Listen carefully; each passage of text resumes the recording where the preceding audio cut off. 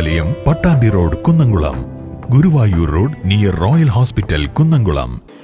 ആശാ വർക്കർമാരുടെ സമരം അംഗീകരിക്കുന്നുവെന്ന് ചേലക്കര MLA UR പ്രദീപ്. ആശാ വർക്കർമാരുടെ നിലപാടിൽ കേന്ദ്ര സർക്കാർ സ്വീകരിക്കുന്ന ഇരട്ടത്താപ്പ് നയമാണ് അവരെ സമരത്തിലേക്ക് നയിച്ചതെന്നും അദ്ദേഹം കൂട്ടിച്ചേർത്തു. അതുപോലെ തന്നെ വിവിധ തരത്തിലുള്ള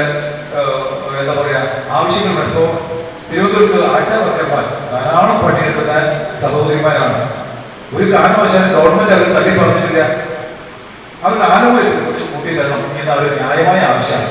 പക്ഷേ നിങ്ങൾ നോക്കൂ, നമ്മുടെ രാജ്യത്ത് വെച്ച് എത്രയോ സംസ്ഥാനങ്ങൾ വെച്ച് നോക്കുമ്പോൾ കേരളമാണ് ഏറ്റവും കൂടുതൽ കൊടുക്കാൻ തയ്യാറായത്. ഇനിയും കൊടുക്കണം എന്ന് മനസ്സിലാക്കും. അംഗൻവാടിക്കാർക്ക് ഇപ്പോൾ ഒരു ആനുകൂല്യം പ്രഖ്യാപിച്ചു. ഇനിയും അംഗൻവാടിക്കാരുടെ ആനുകൂല്യം ഇനിയും ഞങ്ങൾ കഴിഞ്ഞ ദിവസം ചർച്ച ചെയ്തു നിയമസഭയ്ക്കകത്ത് അത് മാധ്യമങ്ങൾ പുറത്തുകൊണ്ടുവന്നിട്ടില്ല. ചെറുതുരുത്തി വള്ളത്തോൾ നഗർ ഗ്രാമപഞ്ചായത്തിലെ 2024-25 വാർഷിക പദ്ധതികളിലൂടെ ഗുണഭോക്താക്കൾക്കുള്ള വിവിധ ഉപകരണങ്ങളുടെ വിതരണോദ്ഘാടനം നിർവഹിച്ച് സംസാരിക്കുകയായിരുന്നു അദ്ദേഹം.